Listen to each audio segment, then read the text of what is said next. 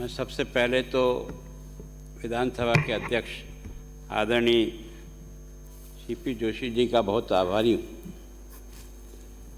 कि आप सबको और मुझे यहाँ बुलाकर मेरे इस पद पर जाने के अवसर पर आपने मुझे शुभकामना देने के लिए, आशीर्वाद देने के लिए इस अवसर का आपने हम सबको लाभ दिया। इसके लिए मैं आपका बहुत बहुत धन्यवाद करता हूँ। आदरणीय मुख्यमंत्री जी ने भी मन की बात सही सही कह दी। मुझे बहुत अच्छा लगता है कि आदमी जैसा अंदर सोचता है वो मुंह से बोले। यही जीवन की सबसे बड़ी सफलता का कारण बनता आगे चलकर। आदरणीय संसदीय कार्य मंत्री धारीवाल साहब, आपके साथ कई बार उठापटक हुई, लेकिन फिर भी बाहर जब मिलते हैं तो बहुत प्रेम से मिलते हैं। और अभी सभी लोगों ने अपनी अपनी बात कही। मैं बहुत भाग्यशाली हूँ कि मैं आप सबके साथ, और इससे भी बड़ा भाग्य मेरा यह है कि मैं उस प्रारंभिक पीढ़ी के साथ भी मुझे काम करने का मौका मिला। मैं आदरणीय हरदेव जोशी जी के साथ भी, भैरव सिंह जी के साथ भी, मैं सोचता हूँ कि शिवचरण जी माथुर के साथ, पहाड़िया जी के साथ, मदेरनाथ जी के साथ, मैंने इन सब लोगों को बहुत नज़दीक से देखा। और मैं आपसे एक विनम्र प्रार्थना करता हूँ। मैं बहुत सामान्य बुद्धि का आदमी हूँ। मैंने अपनी सारी पढ़ाई, नौकरी और पढ़ाई साथ साथ करके मैं यहाँ आगे तक बढ़ा हूँ। कोई बहुत विलक्षण बुद्धि का आदमी भी नहीं, लेकिन आदरणीय भैरव सिंह जी ने और इन सब पुरानी पीढ़ी ने एक बात समझाई कि अगर तुम अपनी विधानसभा का धर्म ईमानदारी से निभाना चाहते हो तो अधिक से अधिक समय बैठने की आदत डालो, क्योंकि तुम सारा राजस्थान नहीं घूम सकोगे, लेकिन सारा राजस्थान यहाँ ये माननीय सदस्य आपके सामने लाकर उपस्थित कर देंगे। इनकी हर एक की बात का कोई न कोई महत्व निकलेगा, और वास्तव में उसके कारण से मुझे सीखने का मौका मिला। और मैं आप सभी सदस्यों से भी प्रार्थना करता हूँ कि जनता हमें सेवा करने भेजती है, आनंद करने के लिए नहीं भेजती। जनता हमारा इतना मान और सम्मान बढ़ाती है, हमको इस ऊंचाई पर ला कर के बिठाती है। उस जनता के प्रति हमारा समर्पण, यही हमारी ज़िंदगी की सबसे बड़ी कमाई है। चुनाव हारना जीतना ये चलता रहता है, कोई इसमें कोई बहुत ज़्यादा अभिमान करने की ज़रूरत नहीं है और दुखी होने की ज़रूरत नहीं है। लेकिन जनता जिस भाव से आपको यहाँ भेजती है उसका प्रतिनिधित्व हम पूरी ईमानदारी के साथ करें, और एक इस बात की कोशिश करें, जो मैंने इन सब श्रेष्ठ पुरुषों से, मैंने भैरव सिंह जी को भी देखा, आपस में इस तरह से बहस होती थी कि ऐसा लगता था कि एक दूसरे से लड़ पड़ेंगे, लेकिन बाहर निकलते हुए दोनों एक ही कमरे में चाय पीते हुए मिल जाते थे, भोजन भी साथ साथ करते थे। इसका मतलब हमारा वैचारिक संघर्ष है, हमारा व्यक्तिगत संघर्ष नहीं है। इस विषय को हमें मन से पूरा पकड़ना चाहिए। और मैं सीपी जोशी साहब का बहुत आभारी हूँ कि जब हमारी सरकार थी तब आप हमसे लड़ते थे, हम आपको बिठाते थे, और आप भी ये कोशिश करते थे कि सदन चलना चाहिए। सच में अगर जनता की सेवा करना चाहते हो तो सदन को अधिक से अधिक चलाओ, जो कहना हो यहाँ कहो। अगर बिना बात किए हुए सदन खत्म हो जाएगा तो जनता की समस्या को रखेगा कौन यहाँ पर? हमको जनता ने उसकी समस्या को रखने के लिए, उस पर चर्चा करने के लिए भेजा है, समय बर्बाद करने के लिए नहीं भेजा है। इस विषय को समझने का प्रयास करके इसको आगे बढ़ाने का प्रयास करना चाहिए। मैं सोचता हूँ कि सीपी जोशी साहब और हम दो अलग अलग पार्टी में थे। डिबेट कंपटीशन में भी ये सामने आते थे, हम इधर से आते थे, लेकिन व्यक्तिगत स्नेह हमेशा बना रहा, और उसके कारण से मैं तो बहुत भाग्यशाली हूँ कि इसमें बार 15वीं विधानसभा में आपने जो मेरे को मान और सम्मान दिया, मैं आपका ये कर्जा कभी नहीं चुका सकता। मतलब आपने हर बात को समझ करके उसके अनुसार अपने आप को भी कई बार ढालने का प्रयास किया, और किस तरह से सदन चले इसका प्रयास किया। ये पहला 15वीं विधानसभा है कि सीपीए के माध्यम से पहली बार हमको पता लगा कि सीपीए होता क्या है। और आपने देश भर के उन सब लोगों को आपने यहाँ इस सदन में बुलाकर इस सदन का भी गौरव बढ़ाया और हमारा भी जीवन में कुछ समझने के लिए एक तरह से आपने अवसर दिया। मैं सोचता हूँ जिंदगी की सफलता और असफलता बाहर कहीं नहीं मिलती, अपने अंदर है। इसको समझने का प्रयास करें। कोई गरीब नहीं होता है, कोई कमज़ोर नहीं होता है। ईश्वर सबको एक सी मशीन दे के भेजता है।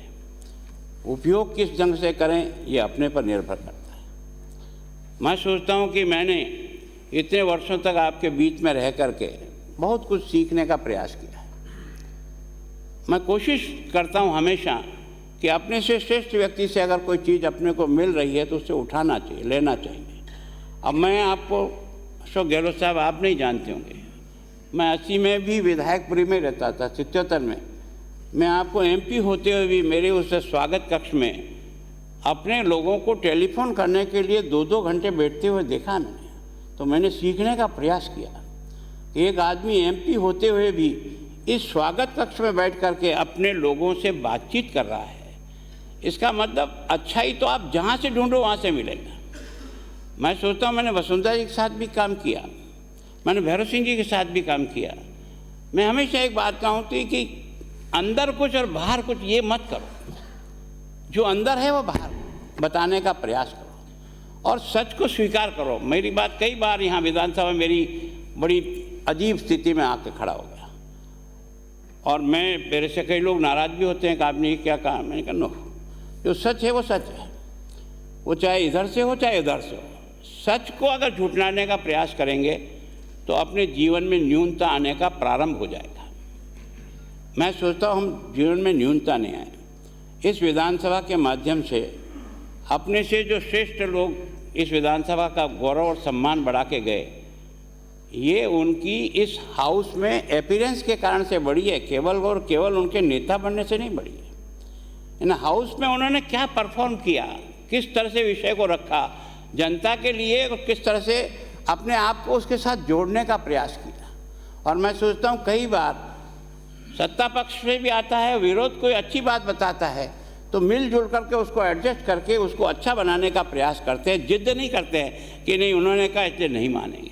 तो मैं सोचता हूँ कि मैं बहुत भाग्यशाली हूँ कि आप सब में से कई लोग जो सामने बैठे हैं, कोई 6 बार से, कोई 5 बार से, कोई 4 बार से, कोई 7 बार से, कोई 8 बार से मेरे साथ विधायक के रूप में रहे।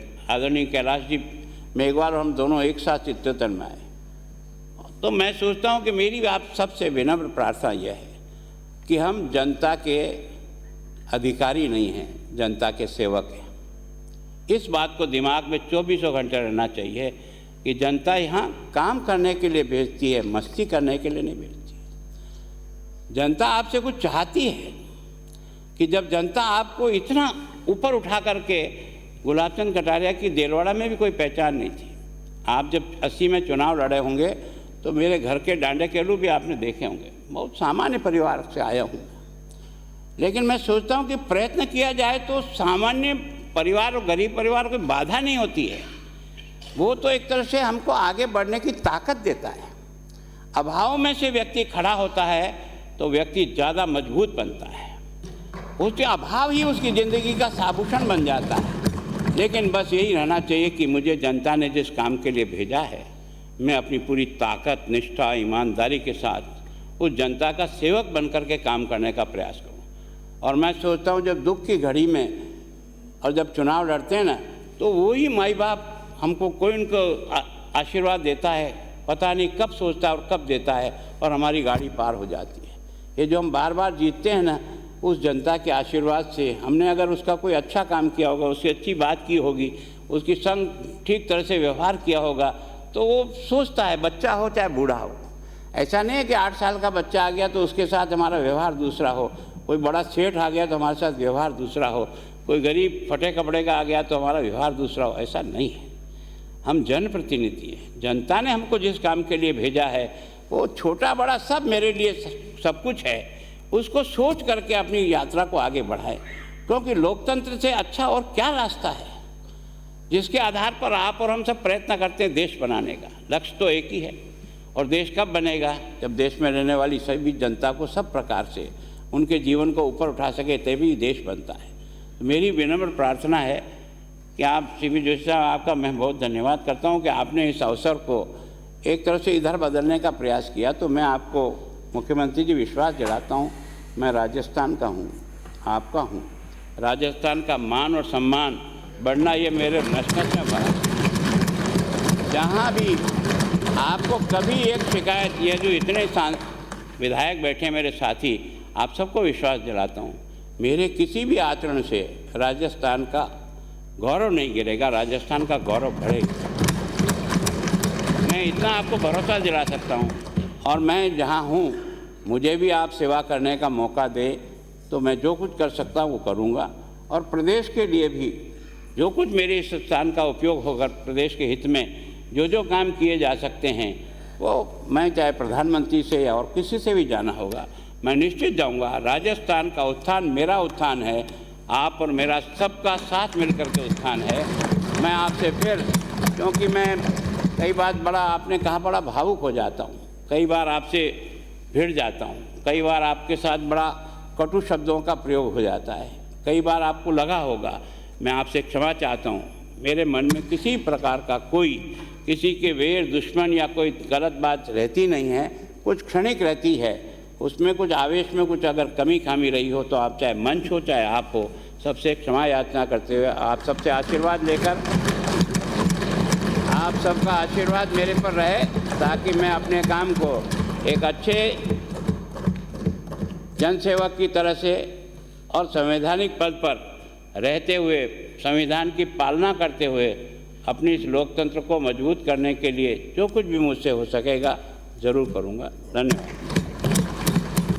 धन्यवाद माननीय नेता प्रतिपक्ष, आपके सरल सहृदय भावपूर्ण उद्बोधन के लिए। आपने भारतीय लोकतंत्र की आंतरिक खूबसूरती के विभिन्न प्रेरक उद्धरणों का उल्लेख